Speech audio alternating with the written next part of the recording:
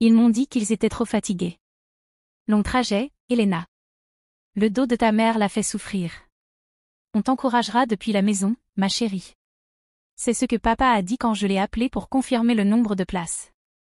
Puis maman a pris la parole, essayant de paraître désolée.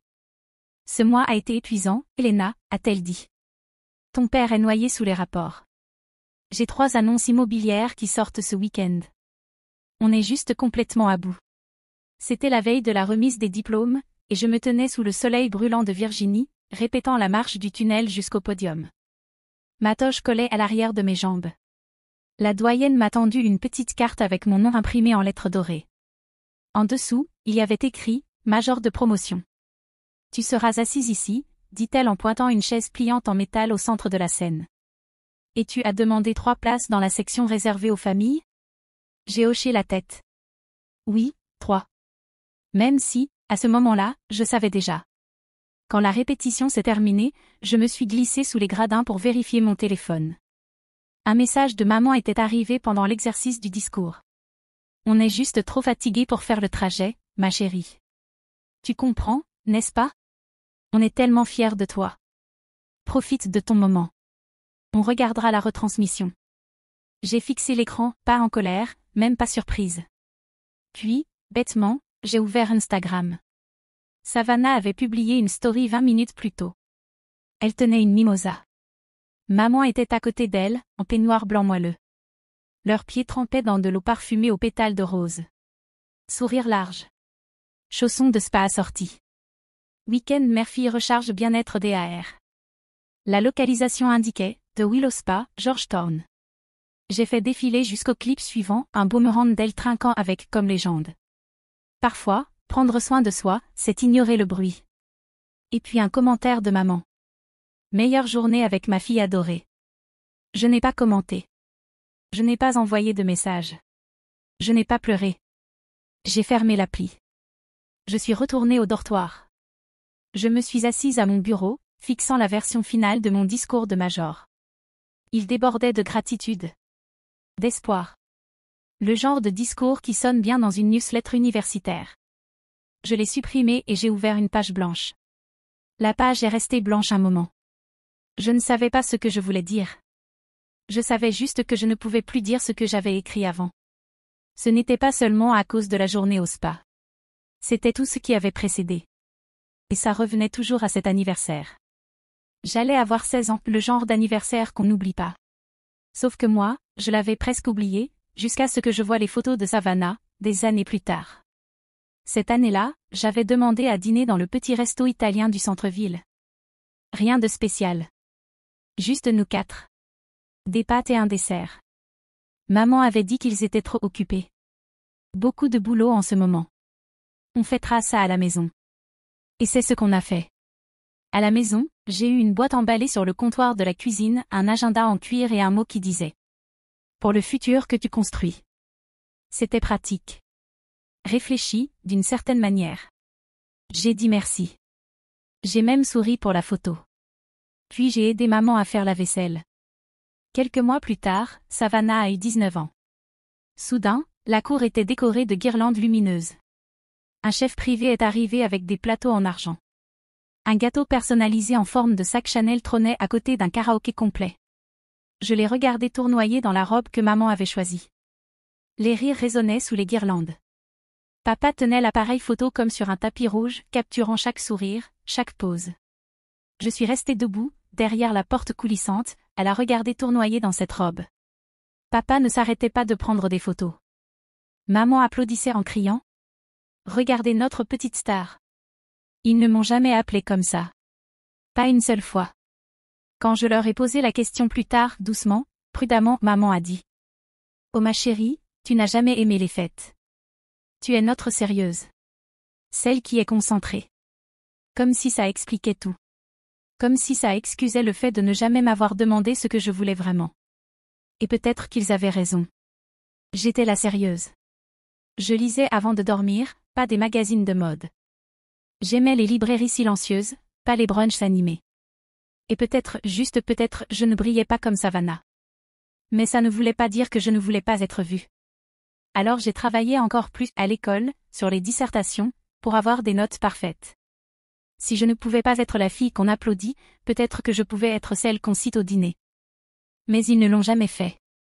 Et maintenant, au bord du plus grand moment de ma vie, ils étaient trop fatigués. Trop occupés. Trop épuisés. Mais pas trop fatigués pour des soins du visage et du champagne.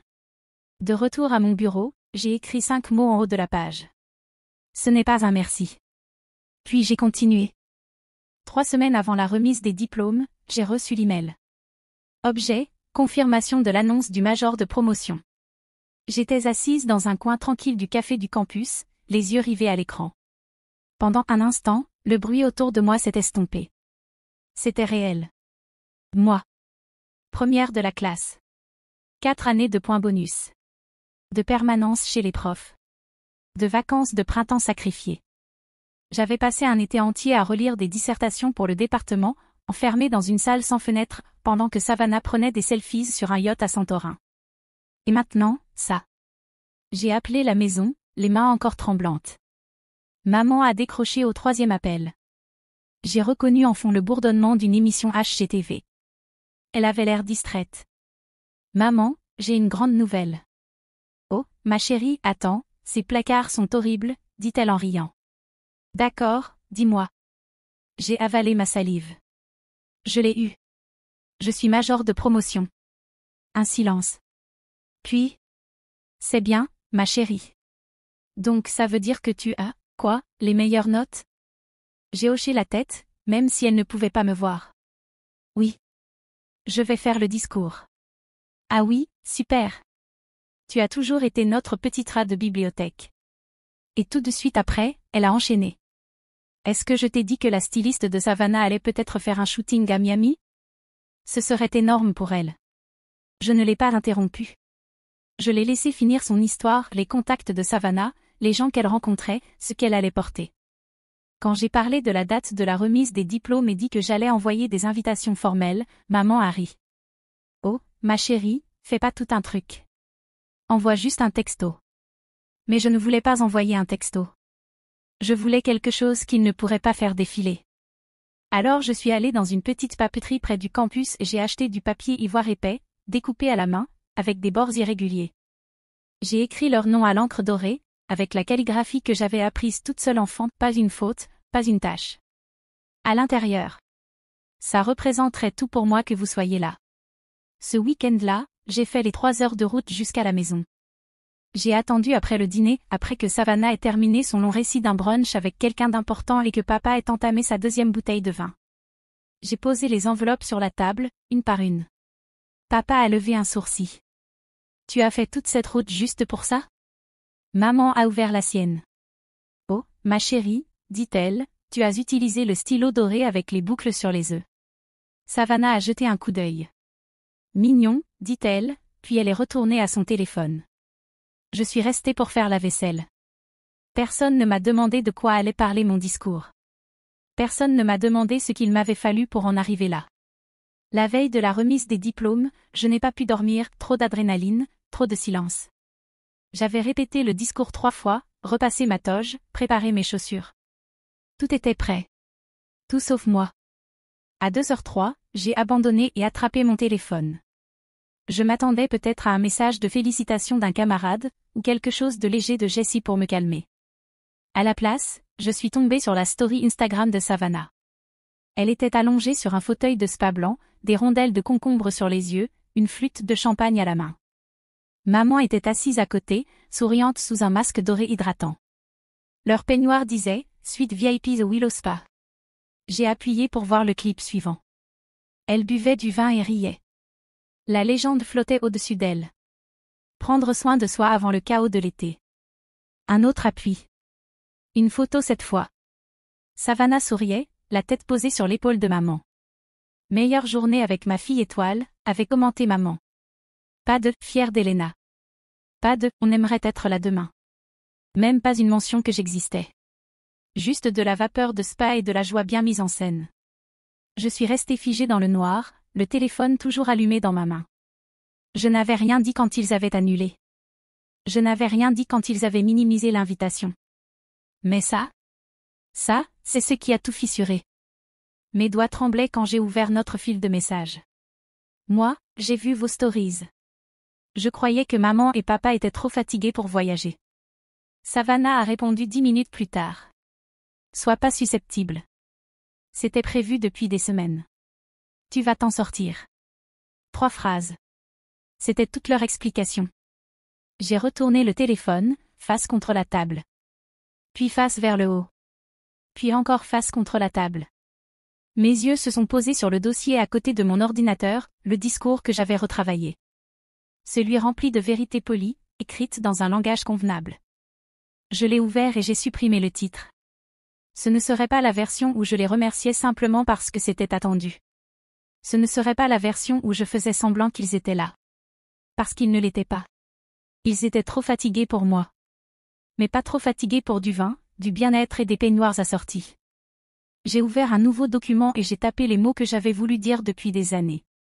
J'ai réécrit le discours avant le lever du soleil, pas par colère, même pas par vengeance, mais parce que la version précédente ne convenait plus.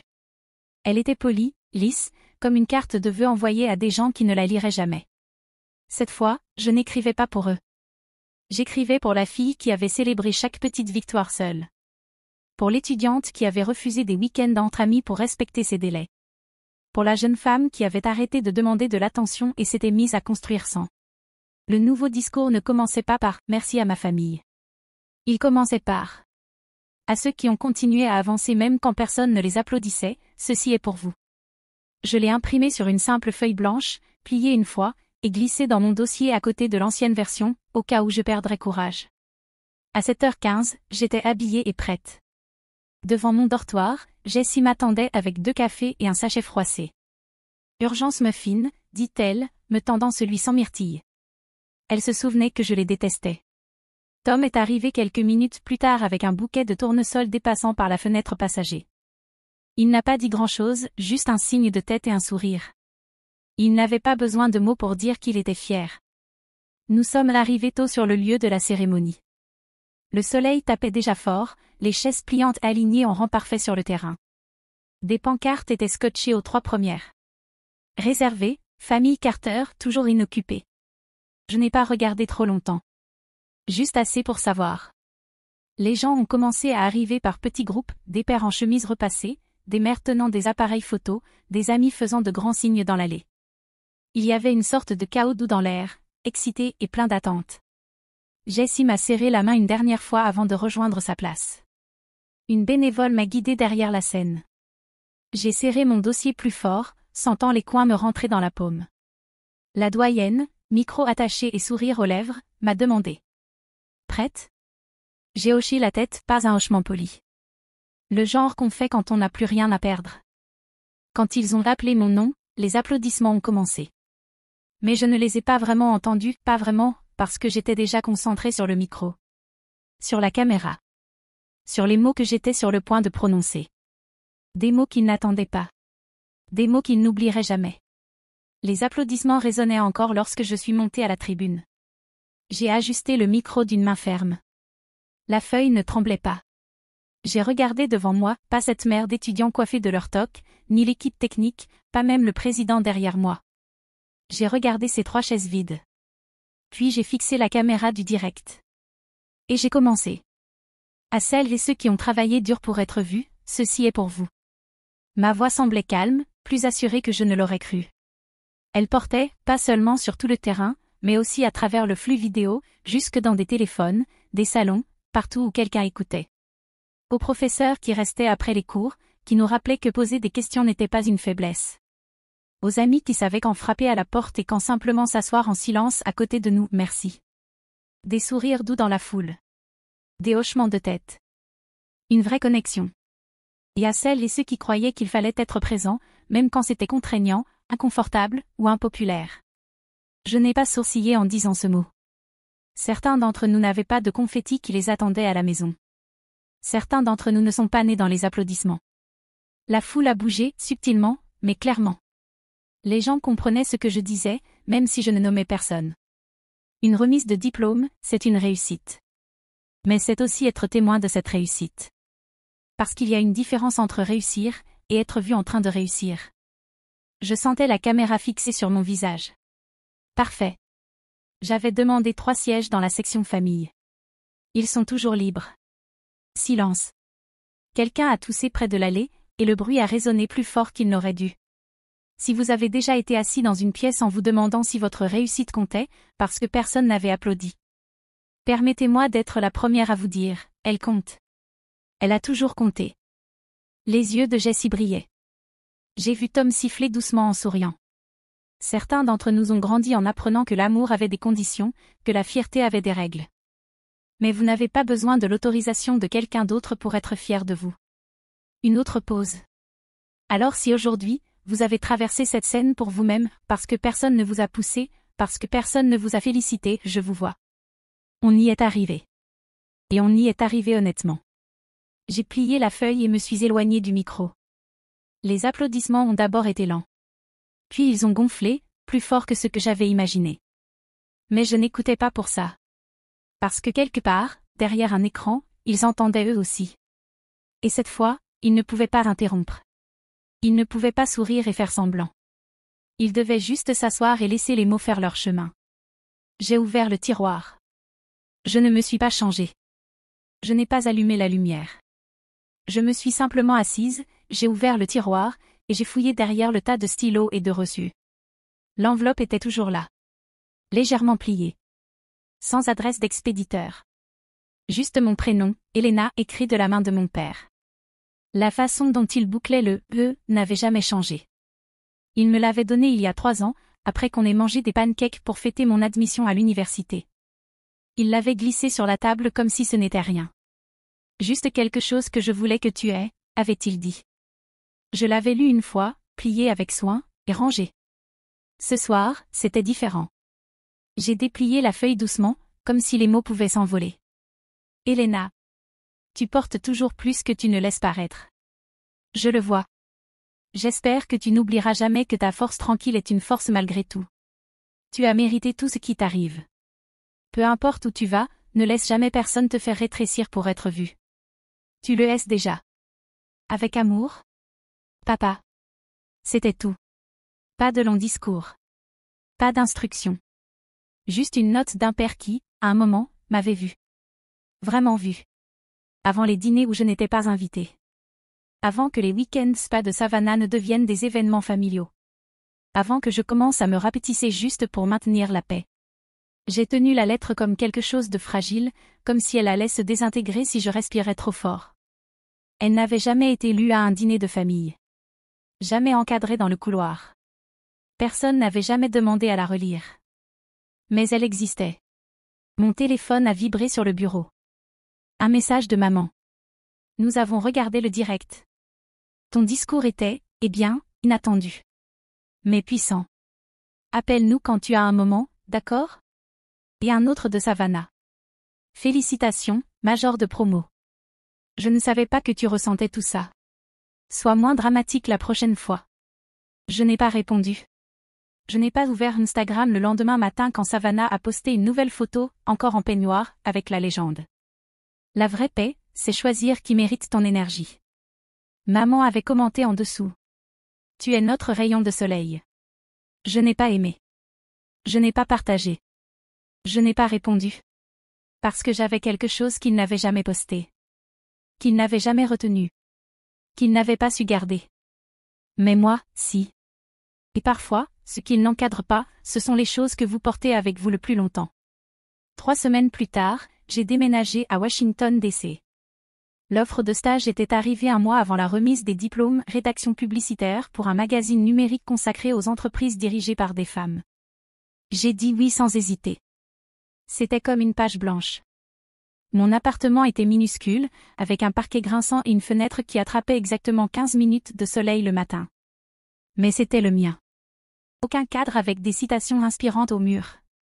Aucun portrait de famille. Juste un espace calme pour réfléchir à ce que je voulais écrire et à qui j'étais quand personne ne me notait. Je n'ai pas appelé mes parents.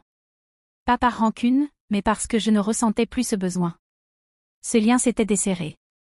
Savannah m'a envoyé un message une fois, juste un, la veille de mon départ pour Washington. J'ai repensé à ton discours. Tu as été courageuse. Je l'ai regardé longtemps. Il n'y avait pas de « désolé », pas de « j'aurais dû venir ». Mais il n'y avait pas non plus de sarcasme ni de condescendance. Juste de l'honnêteté. Un peu d'inconfort peut-être. De la curiosité. 2 semaines après le début de mon nouveau travail, elle a écrit de nouveau. On déjeune ensemble? Je serai en ville. On s'est retrouvés à Union Market. Terrain neutre. Aucun mot sur maman ou papa. Aucune explication. Elle n'a pas mentionné la journée au spa. Je n'ai pas parlé des chaises vides. À la place, on a parlé de la nourriture. De cette sensation étrange d'être adulte, à comparer les loyers et les temps de trajet. C'était la première fois depuis des années qu'on partageait un repas sans l'ombre des avis de nos parents. Quand on s'est dit au revoir, elle ne m'a pas prise dans ses bras. Mais elle avait l'air d'en avoir envie. Ce soir-là, en rentrant, je suis passée devant un stand de fleurs et je me suis offert un petit bouquet, des tulipes jaunes et du gypsophile. Rien de sophistiqué. Juste quelque chose de lumineux pour mon bureau. J'ai réglé le minuteur de mon téléphone et pris une photo, assise à la table de la cuisine, souriante, les fleurs à la main. Je l'ai postée sur mon nouveau compte, pas sur la page Facebook de la famille. Juste mon espace. À moi seule. La légende disait. Il m'a fallu 22 ans pour enfin prendre une photo qui n'avait pas besoin d'être approuvée. Personne n'a été identifié. Personne n'a commenté, tellement fier de notre fille. Et je n'en avais pas besoin. Cette photo n'était pas pour eux. Elle était pour la version de moi qui attendait toujours près du téléphone. La fille qui faisait défiler l'écran, se demandant ce qu'elle avait mal fait cette fois. Cette fois, elle ne se demandait rien. Elle souriait. Parce que parfois, guérir n'est pas bruyant. Ça ne vient pas avec des applaudissements ni des excuses.